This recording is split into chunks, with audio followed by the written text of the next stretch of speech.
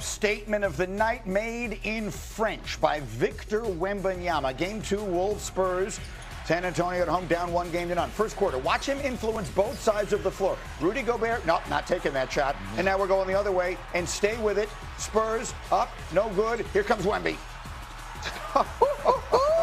Come on. How many times do you get a highlight on an offensive rebound for a player who wasn't in the frame? A magnet to the rim. Here's some more. Oh, that's great. Wembanyama. You can see it early. Yes, that's the mission. Get in the paint, not on the three-point line. Late in the first half here, Spurs are up by 14. Remember, Wembanyama was 0 for 8 from 3 in game 1. Deep one. Right on cue. Deep. Good call. Good call, Alan. He had 14 points in the first half last night. Spurs up 17. Watch the catch, Michael. Watch the catch. And straight up. Shot clock down, totally aware. Watch him shoot this in the air. Totally aware. What a talent. Is that an alley-oop three? Spurs by 29. That's Vassell again. Spurs by 25. That's a 4-point play. Minute later, Stephon Castle, they just come at you in waves, Michael. They do. Harper, Castle. We haven't mentioned De'Aaron Fox yet. No, and he had a great first quarter. Everyone knows Wembanyama. What you don't realize is this team is loaded with guys who are all about the same size and can all do stuff. And there's Wembanyama again. Wemby, 19 points, 15 boards, 2 blocks.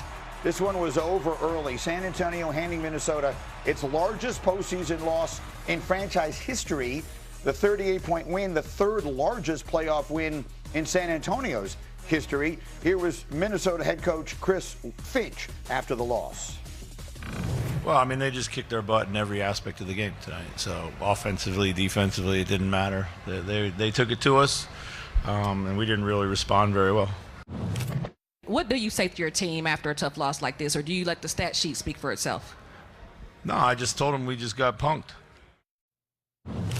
They got punked in game 2. It's all even going back to Minnesota. Winman, number 1 takeaway.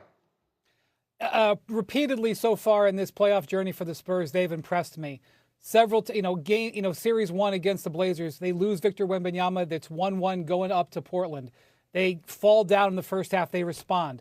Game 4, Wembanyama comes back. They fall down again. They respond. They have a very narrow, frustrating loss in game 1.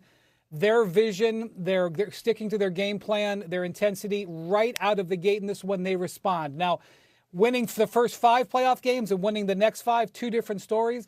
But for a team whose biggest impediment is its lack of experience and time together in these moments, I continue to be impressed with how they handle their business. They handled their business. Here's where I was really impressed. It was a 24-point game at halftime, right? They come out in the third quarter like a veteran team and push it to 40. Because they don't want to mess around. The Spurs are impressing me by the week right now. This is like what Wendy's my bad. What Wendy's talking about is maturity. And that's something that we keep questioning about this team. This Spurs team. You lose a game 1 like that at home, sometimes that can be crushing to a young team. How do you recover? Maybe they overreact to game 2. They handled that game 1 loss as well as you possibly could for a frustrating loss you could have, and walked into game 2 saying, we're going to get back to playing our game. That's the maturity factor for a very young team. That's why you've got to take this team seriously. You know where I found that? I found this story after our show yesterday. So after game 1, after the Spurs had lost game 1, Wembanyama walked over to De'Aaron Fox. They whispered briefly at their locker, and they walked away laughing. And Wembanyama was asked what he said. Fox was, and he said, we talked about how we were in a good place. We played like bleep, and we lost by 2. That's what a mature team does. A mature team doesn't panic. They say, we're actually in good shape. We play as bad as we can play, and we still almost won. There's something inside of Wemby, specifically, Wembanyama, that helps facilitate that. He hates losing at a level that reminds me of the GOATs, the Council of GOATs. He hates losing like Bird hated losing, like Jordan hated losing, like Isaiah Thomas hated losing.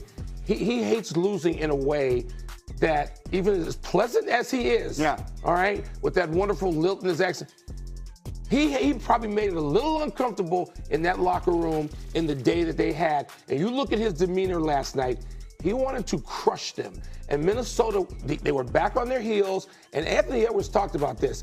He thought, okay, we got to come in like the mature team that does not settle for the effort of game one. We got game one. Let's not come in here and have human nature dictate the terms of our performance. That's exactly what happened. But the human nature of the other dude, I was about to say. Wembanyama hates. It's like, remember when he was crying after the Olympic game, and then after they lost the game in Vegas, his first time in the Cup. That's the level of hatred of losing I'm talking about that affects that team. So you go on the road with the intention of stealing one, and the Timberwolves did that. Then they get, in their own coach's word, punked in game two. So who has the advantage in this series now headed back to Minnesota? I would give it slightly to Minnesota just because they stole a game. But to me, if this San Antonio team continues to demonstrate the maturity that we're talking about, they're looking to go and make a statement in game two, or game three, rather. Now, I do think that Minnesota should be credited for the type of grit and maturity that they have. The issue when I look at it as Minnesota is how healthy are they? What's going on with Anthony? Is he improving through this thing, or is it going to rob him of some of his bounce, which is quintessential to his game? Is Ayo Dosunmu coming back? Like the whole thing. Winman, quick final word. I'm thinking about Wilbon's Council of Goats. Yeah, me too. It's got to have. They've got to meet with fine Corinthian leather. It's so mentally difficult to play against Victor Wembanyama that you need perimeter scoring. Ayo Dosunmu came back last night, didn't look good, couldn't make an outside shot. Ant Edwards, his first 5 shots are threes. He misses those. They need scoring from their guards going forward when they go back to Minnesota. A completely different game, too, than game one. As Wilbon predicted yesterday, much more competitive on the Sixers side, but the Knicks still pulled it out late. So, Michael, what was the key to New York's ability to win this game down the stretch? Well, the Knicks are certainly capable of playing stifling defense. I don't think that was the case down the stretch last night. Sometimes, people talk about make or miss league, which may be a phrase I hate, but it's true so often. And it wasn't stifling defense. There were so many good looks that the Sixers had down the stretch after taking a 3-point lead. I believe it was 99-96. And they had been 12 for 24 on 3-point shooting. And then they go 1 for their last 12. They go, they missed 9 out of 10 late after taking that lead.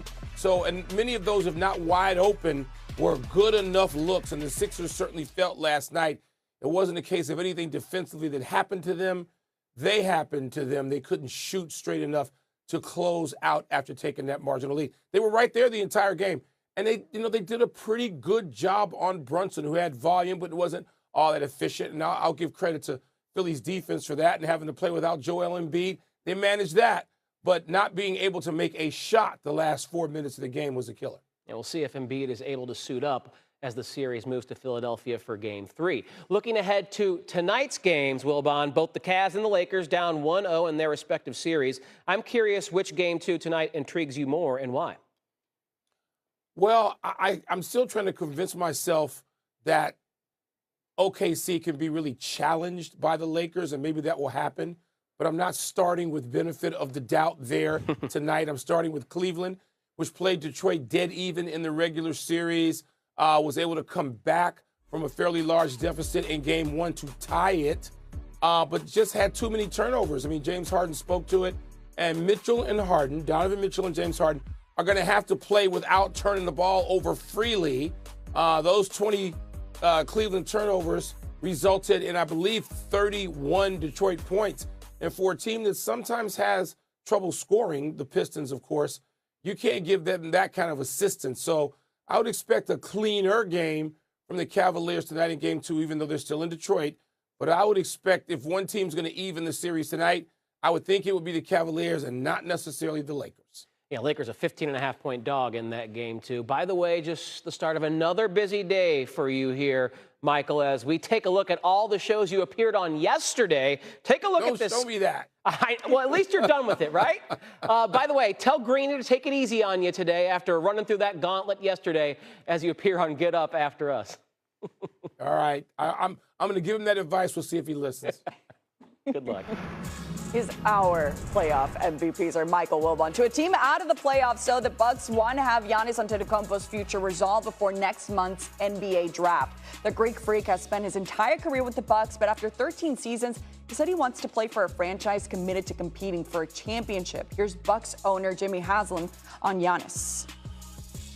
I just think before the draft is a natural time, right? Because you're going to you know, if Giannis does play somewhere else, then we ought to get a lot of assets, and that's John's job to do it. If he's here, then you build the team differently. So, and I think that's also necessary. I just want to stress, though, that our relationship with him is very positive. Is this a decision that keeps you up at night? It's a big one. It's a big one, and you got to get it right. And John knows it, and Wes knows it.